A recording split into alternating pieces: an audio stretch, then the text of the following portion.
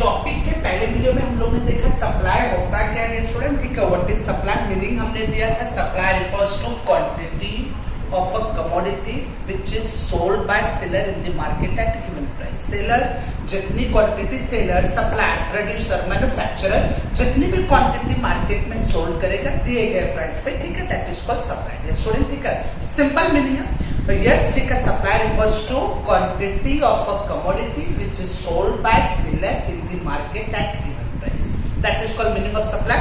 उसके बाद हम लोग ने क्या देखा, supply is the function of price. Supply price का फंक्शन हुआ, प्राइस राइज होगा, supply is also rise, price falls होगा, सप्लाई इज आल्सो फॉल्स, ठीक है। उसके बाद हम लोग ने क्या देखा, डायग्राम देखा। जब प्राइस हमने ओपी रखा था तो क्वांटिटी सप्लाई ओक्यू था, प्राइस ओपी से बढ़कर ओपी1 हुआ, क्वांटिटी सप्लाई भी बढ़ गया from OQ to OQ one, supply का स्लोप्स अपवर्ड हुआ from left to right, and that diagram shows direct relationship between, या we can say positive relationship between price and quantity supply. Okay, इस video में हम लोग देखने जा रहे हैं student very important topic that distinguish between supply and stock, ठीक है, और we can see the difference between supply and stock. अरे ठीक है, examination point of view it is very important questions, ठीक है। सप्लाई और स्टॉक का डिफरेंस क्या है, सबसे पहले हम लोग मीनिंग करेंगे, ठीक है। तो मीनिंग में सप्लाई क्या कहता है स्टूडेंट, ठीक है। सप्लाई रिफर्स टू, अरे ठीक है, सप्लाई रिफर्स टू, अरे ठीक है, क्वांटिटी, पहले मीनिंग बता देते, क्वांटिटी, अरे ठीक है, ऑफ अ कमोडिटी, अरे ठीक है, क्वांटिटी ऑफ अ कमोडिटी, अरे ठीक है, which is sold by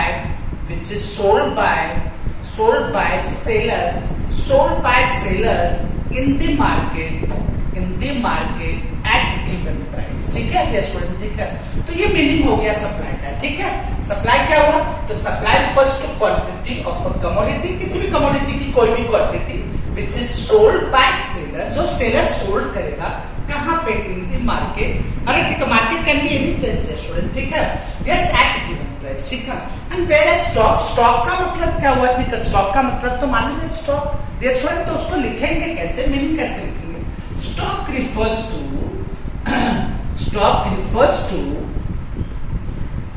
to quantity of a commodity, same basic quantity of a commodity, अरे ठीक है, commodity which is available for sale, ये मतलब हो गया, ठीक है। जो सेल करने के लिए अवेलेबल है स्टॉक, या जो क्वांटिटी आपके पास सेल करने के लिए अवेलेबल है, कमोडिटी की जो भी क्वांटिटी आपके पास सेल करने के लिए अवेलेबल है, उसको हम लोग कहेंगे स्टॉक। स्टॉक का मतलब सप्लाई नहीं हुआ, ठीक है। स्टॉक और सप्लाई में फर्क हुआ। सप्लाई का मतलब आपने सोल्ड कर दिया, और स्टॉक का मतलब सोल्ड करने के लिए रखा है आपने से, तो that is called stock refers to quantity of a commodity which is available for sale in the market. Market में बेचने के लिए जो हमारे पास स्टॉक है, जो मार्केट में बेचने के लिए जो हमारे पास क्वांटिटी है, ठीक है, उसको हम कहेंगे स्टॉक। तो ये मीनिंग हो गया, ठीक है। सेकंड पॉइंट में हम लोग क्या लेते हैं स्टूडेंट, ठीक है, कंपेयर करते हैं supply is flow concept, it is called supply is flow concept, अरे ठीक है, सप्लाई फ्लो कंसेप्ट हुआ, why it is called flow concept, because here goods are flow from producer to consumer, अरे ठीक है, from producer point to market point से यहाँ पे गुड्स का फ्लो होता है, ठीक है। सप्लायर के पास से गुड्स मार्केट में जाता है, मैन्युफैक्चरर के पास से गुड्स मार्केट में जाता है, अरे ठीक है, सेलर के पास से गुड्स मार्केट में जाता है, तो therefore it is called student supply is a flow concept, ठीक है। And whereas stock is called, अरे ठीक है, स्टॉक इज, अरे ठीक है, रिजर्वियर कंसेप्ट, ठीक है, it is called reservoir concept, अरे ठीक है, स्टॉक हम रिजर्वियर कंसेप्ट बोलेंगे, क्यों, क्योंकि स्टॉक क्या होता है, हमसे रिजर्व होता है, बेचने के लिए हम लोग ने रिजर्व करके रखा होता है, तो therefore it is called stock is a reservoir concept, it is just a reserve, अरे ठीक है, supply is a flow concept। तो सेकंड पॉइंट को फर्स्ट पॉइंट मीनिंग लिया हमने, सेकंड पॉइंट कंसेप्ट लिया, ठीक है, supply is flow concept, flow हो रहा है, अरे ठीक है, stock is a reservoir concept, एक टाइप का रिजर्व हो गया, ठीक है। अच्छा, तीसरा और इंपॉर्टेंट पॉइंट लेते हैं डिराइव, कौन किसके ऊपर डिराइव है, ठीक है। तो supply, dear student, supply depends on stock. See, supply हमेशा स्टॉक के ऊपर डिपेंड होता है, सप्लाई मार्केट के ऊपर भी डिपेंड होता है, प्राइस के ऊपर भी डिपेंड होता है, बट मेनली ये स्टॉक के ऊपर डिपेंड है। कैसा स्टॉक के ऊपर डिपेंड है? अगर आपके पास स्टॉक ज्यादा है तो आप ज्यादा सप्लाई कर सकते हो, बट अगर आपके पास स्टॉक कम है तो आपकी सप्लाई कम हो जाएगी। तो therefore it is called supply is depends on stock and whereas stock is depends on production and whereas stock depend करता है प्रोडक्शन के ऊपर।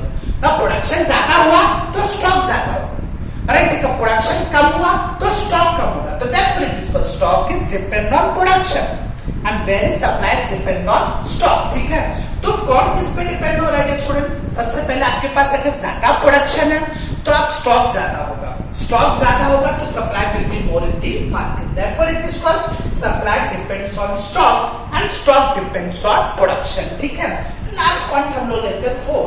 अरे ठीक है, सप्लाई, ये student very important point, supply is either equals to stock, अरे ठीक है, इक्वल्स टू स्टॉक और लेस देन स्टॉक। ये पॉइंट का मतलब समझिए दोस्तों, supply is either equals to stock, that means आपके पास जितना स्टॉक है टोटल आप सप्लाई कर सकते हो। इन केस ऑफ पेरिसेबल गुड्स आपको मालूम होगा, अंडे हो गए, दूध हो गए, ठीक है, वेजिटेबल्स हो गए, फ्रूट्स हो गए। In case of perishable goods supply is always equals to stock, जितना हमारे पास स्टॉक होता है उतना हम टोटल सप्लाई कर देते हैं। क्यों? क्योंकि वो पेरिसेबल होता है, 1, 2, 3 दिन से ज्यादा उसकी लाइफ नहीं होती। तो in case of perishable goods supply is equals to stock, तो therefore it is called supply is either equals to stock, या तो सप्लाई स्टॉक के बराबर होगा और या तो स्टॉक से कम होगा। कभी भी स्टॉक से ज्यादा तो सप्लाई हो ही नहीं सकता ना। For example I have 200 kg potato, अगर मेरे पास 200 kg पोटैटो है तो या तो मैं 200 से कम सप्लाई करूंगा या तो 200 सप्लाई करूंगा। यस, आइदर और it is equals to stock और less than stock, because stock से ज्यादा तो मैं सप्लाई नहीं कर सकता ना डियर स्टूडेंट। मैं 200 से ज्यादा सप्लाई नहीं कर सकता because 200 is my maximum stock. या तो मैं 200 सप्लाई करूं इक्वल, अरे ठीक है, इक्वल, और या तो 200 से कम लेस देन स्टॉक। तो therefore it is called supply is either equals to stock or less than stock, and whereas stock is either same stock is either equals to supply, या तो सप्लाई के बराबर stock होगा, जितना supply हुआ उतना stock होगा, और अरे ठीक है, मोर देन सप्लाई, या तो सप्लाई से ज्यादा होगा, अरे ठीक है, या तो स्टॉक आपका सप्लाई से ज्यादा होगा। अरे ठीक है, जाहिर सी बात है, ठीक है, मेरे पास अगर 200 kg का स्टॉक है, मैं 180 kg सप्लाई कर रहा हूँ, तो इसका मतलब यहाँ पे मेरे पास स्टॉक सप्लाई से ज्यादा है। तो वही कह रहा है, stock is either equals to supply, तो सप्लाई के बराबर हो सकता है, जितना मेरे पास स्टॉक है टोटल में सप्लाई कर दूंगा, और या तो कम सप्लाई करूंगा। ठीक है, अरे ठीक है, तो यहाँ पे therefore it is called stock is more than supply, तो either it is equals to supply और more than supply।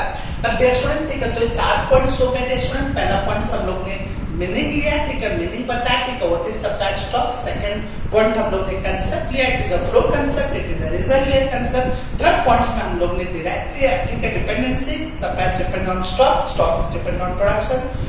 And fourth point, compare the stock and supply. So supply is either equals to stock, yes, in case of perishable goods, or less than stock, or it is stock is either equals to supply, ठीक है, or more than supply, ठीक है। तो these are the, we can say these are the 4 points, ठीक है, which compare supply and stock, or we can say, ठीक है, it is a differences between supply and stock।